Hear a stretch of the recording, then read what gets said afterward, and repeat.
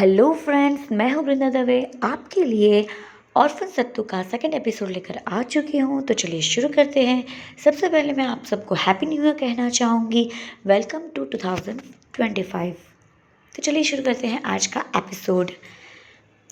हमने देखा था कि कल सत्तू बहुत ही ज़्यादा गुमसुम था और किसी को कुछ पता नहीं था कि वो ऐसा बिहेवियर क्यों कर रहा है। और जो गिफ्ट्स उसे दे गए वो सारे गिफ्ट्स उसने बस लिए और जाकर अपनी सीट पर बैठ गया। उसके बाद पूरा स्कूल ख़त्म हो गया और फिर वो लोग वापस से आश्रम चले गए। दोपहर को वो सब लोग अपना होमवर्क करते थे, आकर खेलते थे, यही सारी चीज़ें वो करते थे। पर आज आने के बाद लंच करके सत्तू उतना ही ख़राब मूड में था। फिर उसके बाद कमरे में जाकर वो अपने बेस्ट फ्रेंड अकिल के साथ बैठा हुआ था और तभी अकिल ने कहा, तुम कब तक ऐसे मुंह फुलाए बैठे रहोगे? क्या हुआ है तुम्हें? ऐसे नाराज़ मत रहो ना, कुछ तो बोलो। सुबह से देख रहा हूँ तुम्हें, तुम बस ऐसे ही बैठे हो, मुझे अच्छा नहीं लग रहा है। बोलो ना, क्या हुआ? और तभी सत्तू बोल रहा है, उसने उसे बताया कि मुझे अच्छा नहीं लगता ऐसे सब लोगों से गिफ्ट्स लेना। मुझे ऐसा लगता है कि जैसे वो कोई भीख दे रहे हैं। मुझे ये सब कुछ नहीं चाहिए। मुझे उनके जैसे फैमिली चाहिए। मैं चाहता हूँ कि मेरी भी मम्मा हो, मेरे भी पापा हो, मेरे भी भाई या बहन हो। मुझे ऐसे अच्छा नहीं लगता है बिल्कुल भी। तभी अकील ने कहा, अरे यार, तुझे तो पता है ना कि तू सिर्फ अकेला थोड़ी है, मैं भी तो वह तुम्हारे जैसे ही हूँ ना। और हमारे आश्रम के सारे बच्चों की कहाँ फैमिलीज है, हम सब एक जैसे ही तो है। तू क्यों बुरा मान रहा है? मैं हूं ना तेरे साथ। और तभी सत्तू ने कहा, नहीं, मुझे फैमिली चाहिए। भगवान ने आखिर क्यों ऐसे किया है? हमसे कोई गलती हो गई है क्या? अगर ऐसा कुछ है तो मैं वो गलती सुधार देता हूँ ना, फिर तो वो हमें फैमिली दे देंगे ना। और तभी अकील ने कहा, अरे यार, मुझे वो सब कुछ तो नहीं पता, पर तू ऐसे मुंह फुला के मत बैठ, खुश रहा कर, मुझे ऐसे अच्छा नहीं लगता।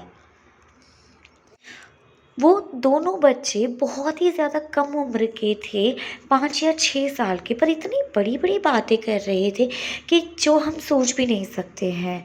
और तभी उसका मूड बिल्कुल भी ठीक नहीं हो रहा था और उसके बाद तुरंत आश्रम में एक अनाउंसमेंट कर दिया गया शाम के टाइम पर और सबको ये बताया गया कि कल उन्हें स्कूल नहीं जाना है। कल अडॉप्शन के लिए कुछ लोग आने वाले हैं उनके आश्रम में, तो उसके लिए सबको कल आश्रम में ही रहना है। ये सुनकर सत्तू पागल सा हो गया। उसे इतनी ज़्यादा खुशी हुई कि इसने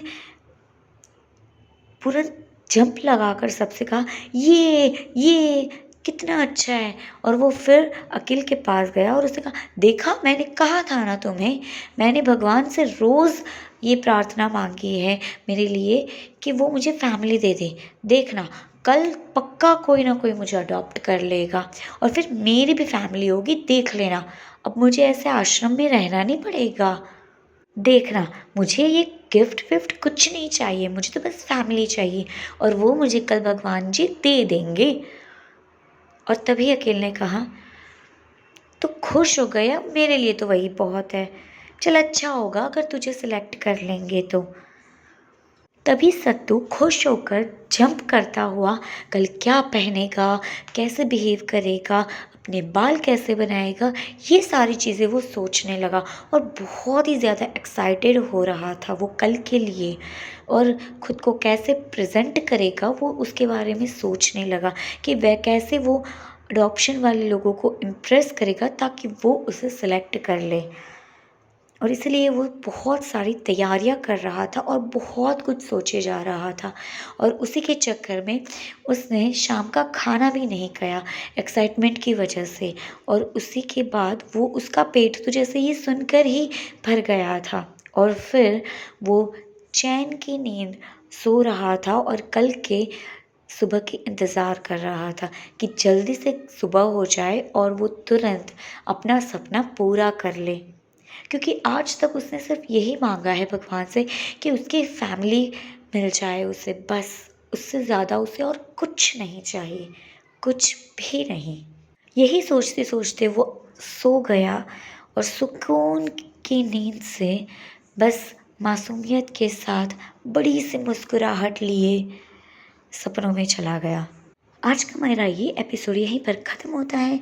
तो चलिए मिलते हैं नेक्स्ट एपिसोड में और देखेंगे कि सत्तू का सिलेक्शन होता है या नहीं, या फिर आगे की जर्नी सत्तू की कैसे रहेगी। अगर आपको मेरी ये कहानी पसंद आ रही हो तो प्लीज़ उसे लाइक, शेयर, कमेंट और सब्सक्राइब कीजिए।